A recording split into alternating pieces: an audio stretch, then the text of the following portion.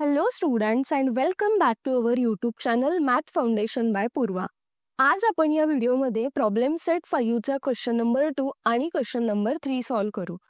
सगळ्यात आधी आपण बघू प्रॉब्लेम सेट 2 चा question number 2. Solve the following simultaneous equation.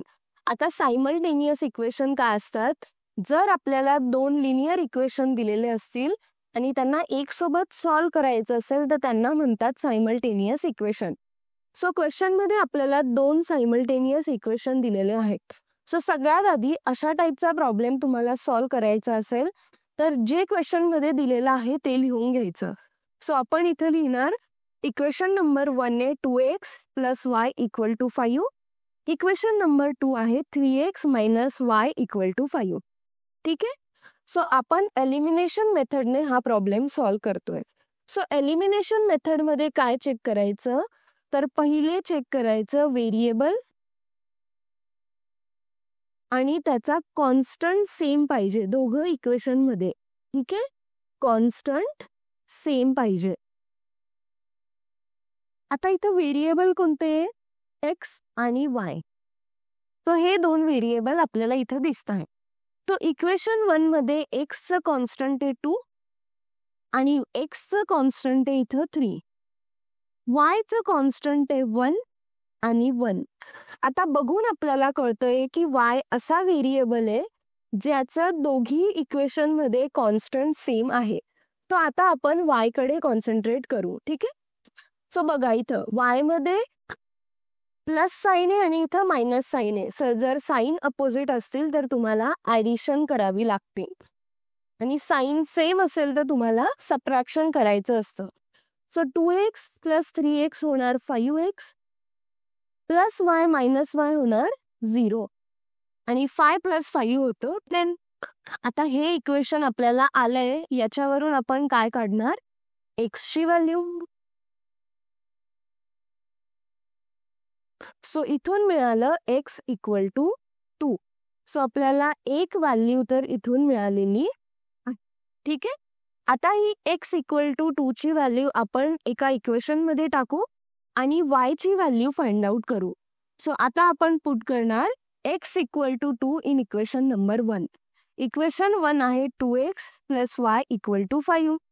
So इथं येणार 2 × 2 + y = 5.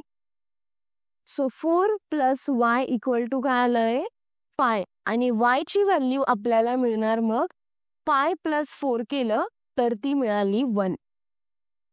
तो x = मिळाला होता 2 आणि y = मिळालेलं 1 आहे. सो इथं काय लिहिणार आपण? जे ह्या सायमल्टेनियस इक्वेशनचं सोल्युशन आपल्याला मिळालं आहे ते काय? x = 2 आणि y = 1. That's it. ती सिंपल पद्धतीने आपण हा प्रॉब्लेम सॉल्व केलेला आहे. आपण हा प्रॉब्लेम आय थिंक 3 ते 4 मिनिटात पूर्ण एकदम इन डिटेल सॉल्व केलेला आहे. तुम्ही जर अशाच पद्धतीने सॉल्व केला तर तुम्हाला या क्वेश्चनला एकही मार्क कट होणार नाही. तुमचे एक्झामिनर तुम्हाला पैकीच्या पैकी मार्क देतील याची मी गॅरंटी घेते. ठीक. आता आपण बघूयात प्रॉब्लेम सेट 5 चा क्वेश्चन नंबर 3. क्वेश्चन नंबर 3 मध्ये पण दिलेला आहे equating coefficient of variable solve the following equations. Equation दिलेले आहेत. पहिलं इक्वेशन आहे 3x - 4y = 7 आणि दुसरं इक्वेशन आहे 5x + 2y = 3. परत जे आपण आता शिकलो की सगळ्यात आधी आपण काय बघतो? व्हेरिएबल आणि दुसरी गोष्ट आपण काय बघतो? कॉन्स्टंट सेम पाहिजे. सो ह्या इक्वेशन मध्ये व्हेरिएबल कोणते? परत x आणि y हे दोन व्हेरिएबल दिलेले आहेत. पहिल्या इक्वेशन मध्ये x चा कोएफिशिएंट आहे 3 आणि दुसऱ्यामध्ये 5. y चा कोएफिशिएंट आहे 4 आणि दुसऱ्यामध्ये आहे 2. आता मला सांगा कोणत्या व्हेरिएबलचा कोएफिशिएंट सेम दिसतोय का? नाही. तर आपल्याला तो कोएफिशिएंट सेम करावा लागेल किंवा कॉन्स्टंट सेम करावा लागेल. यालाच म्हणतात by equating coefficient of variables. ठीक आहे. सो याचंच हे दुसरं नाव आहे ज्याच्यामध्ये सिंपल आपल्याला जे कॉन्स्टंट असतात ते सेम करायचे असतात. सो आता कोणता कॉन्स्टंट सेम करणं इझी राहील, तर एक याला मल्टिप्लाय बाय 2 केलं तर इथं सिंपल 4 बनेल. सो हा पण 4 आहे आणि हा पण 4 आहे. सो इथं कॉन्स्टंट लगेच सेम झाले. पण आपण एका व्हॅल्यूला मल्टिप्लाय बाय 2 नाही करू शकत, आपल्याला पूर्ण इक्वेशनला करावं लागतं. म्हणून आपण इथं लिहिणार की मल्टिप्लाय इक्वेशन नंबर 2 बाय 2. हा 2 का आला? कारण आपण इथं वायचं कॉन्स्टंट सेम करतोय म्हणून. सो इथं आपण लिहिणार 5x plus 2y equal to 3.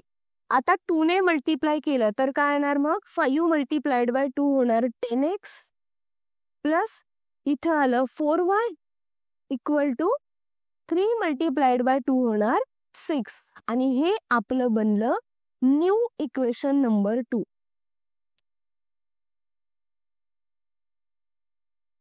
Okay. So आता आपण इक्वेशन नंबर 1 तसंच घेऊ आणि न्यू इक्वेशन नंबर 2 घेणार. सिंपल. आता याच्यात ऍडिशन किंवा सबट्रॅक्शन करावं लागेल. पण ते कसं ओळखणार की हा जो व्हेरिएबल आहे ज्याचा आपण कॉन्स्टंट सेम केला त्याच्या समोरच्या साईन वेगवेगळ्या असतील तर आपण काय करतो? ऍडिशन. 3x प्लस 10x होणार 13x minus 4y plus 4y होणार 0 इक्वल टू 7 प्लस 6 होणार 13. सो इथं आलं 13x इक्वल टू 13. x ची व्हॅल्यू काढण्यासाठी आपण सिंपल 13 डिवाइड बाय 13 करणार विच इज इक्वल टू मिळालं आपल्याला 1. सो x इक्वल टू 1 हे फर्स्ट सोल्युशन आपल्याला मिळालंय. आता आपण x equal to 1 equation number 1 मध्ये टाकणार. इक्वेशन नंबर 1 आहे 3x minus 4y equal to 7. So 3 multiplied by 1 minus 4y equal to आलं 7.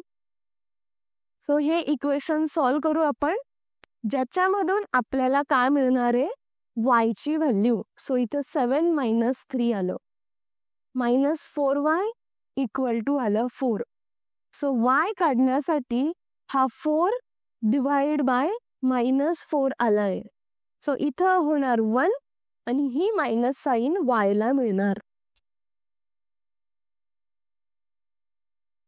सो आपलं सोल्युशन काय आलं? मग लास्ट मध्ये लिहिणार की सोल्युशन आलेलं आहे x इक्वल टू 1 आणि y इक्वल टू -1. हे लिहिणं खूप इम्पॉर्टंट असतं, कारण लास्टमध्ये तुम्हाला एक सेंटेन्स लिहावं लागतं की तुम्ही 2 सायमल्टेनियस इक्वेशनचं सोल्युशन काय काढलंय. सो म्हणून मी प्रत्येक क्वेश्चन सॉल्व करताना सोल्युशन लिहिते.